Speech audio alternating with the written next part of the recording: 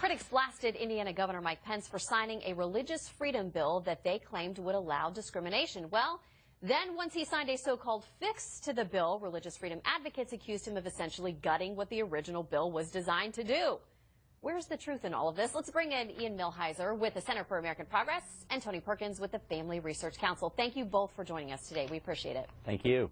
All right, one of the problems that Indiana had is they don't have a state law on the books that specifically prohibits discrimination on the basis of sexual orientation or gender identity. And now they've tried to work that into the bill. Ian, does that fix it for you? Well, for me, no. So what the fix did not do is it did not provide statewide protections on the basis of sexual orientation or gender identity. What it did was it said that in municipalities, so in Indianapolis, for example, there's a local city ordinance that protects against certain kinds of discrimination, and that ordinance will now be honored. Religious objections will not be allowed to trump that ordinance. But in most of the state of Indiana, there's no civil rights protections for gay people or trans people, and that remains the same even after this fix. Okay, and Tony, a number of the lawmakers who were working on the fix said that they may eventually do that. I think their legislative session is close to wrapping up, but they said eventually that they hope they're going to get something on the books like that. But listen, a lot of people on the right were unhappy with this fix and felt like it took the teeth out of the original intentions of the law. What say you?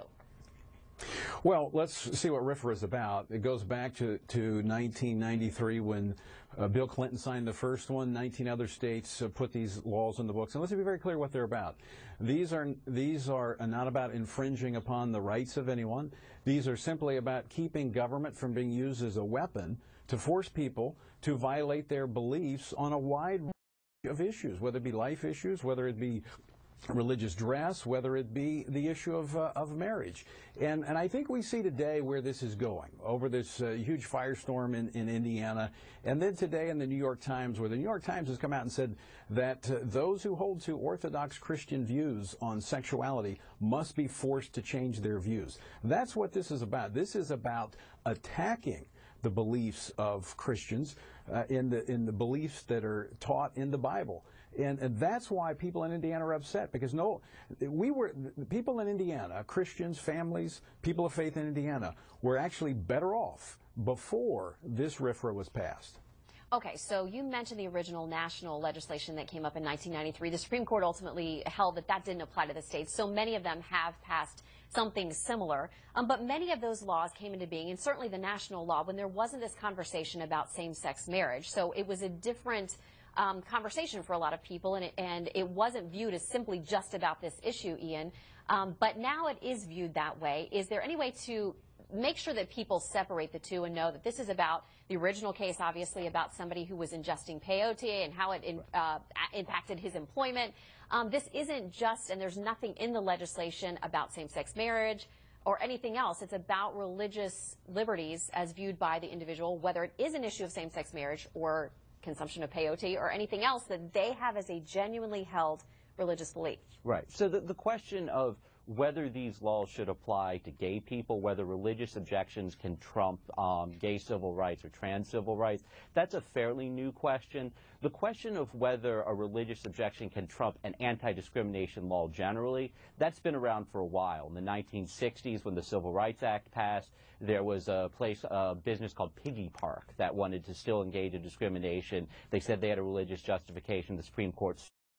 In the 1980s, there was a school out in California that wanted to give lesser benefits to married women than they gave to all their other workers, and the court said no. So throughout history, in the 1993 law that Tony cites, I will note that that law incorporates all of these older court precedents. So the notion that religion or religious objections can trump anti-discrimination law, that battle's come up time and time again as we get new civil rights laws. And throughout history, the answer has been no, they cannot. You cannot use a religious objection in order to justify discrimination. And to be clear, Tony, let me lay this out really quickly and have a quick response from you. But people who backed this law in Indiana and other similar ones, and there are others coming in other states, say it's not that no business could have somebody walk in and say that they're a member of the LGBT community and say, I won't serve you food. It's when you cross the line to saying, I want you to provide services that in some way endorse my same-sex union, that's when the loss protections would kick in. And it's not a get-out-of-jail-free card. They still have to go to court and potentially defend themselves, and people do lose those cases. Shannon, that's exactly right. That's the point I want to make. This is a very narrow area, and it's a defense. It's a shield. It's not a sword.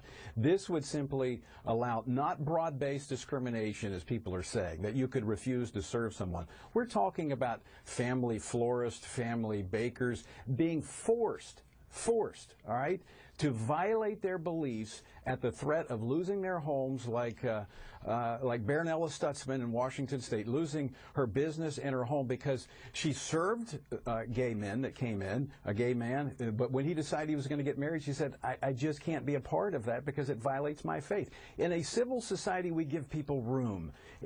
But what we're seeing here is that there is no civility and that they want to force people to be engaged that violates their faith. And I'll have to tell you, Shannon, as you just had the piece on about Mama Maggie, I've met her, I've sat down and talked with her, and the reality is, as we allow this religious intolerance to spread here at home, persecution will spread abroad. And that's why here in America, Christians, especially on this day that we celebrate the resurrection, we have to stand and defend this faith, because Christians will suffer abroad if we don't.